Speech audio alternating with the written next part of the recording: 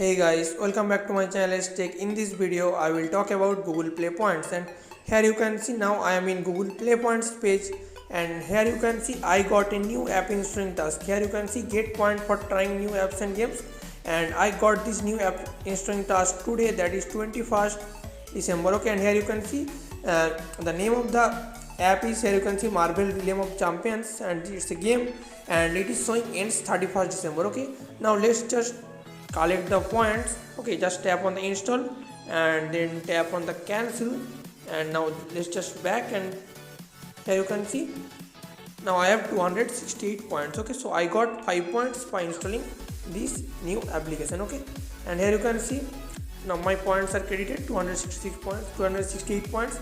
Now it is showing point is not credited, but here you can see 268 points, and if I go to history, here you can see plus 5 points for installing this new app Marvel Realm of Champions. Okay, now what you have to do after watching this video, go to your play points page and check you got this or not, and if you got this, please let me know in the comment section below, and if you don't get this, also let me know in the comment section below.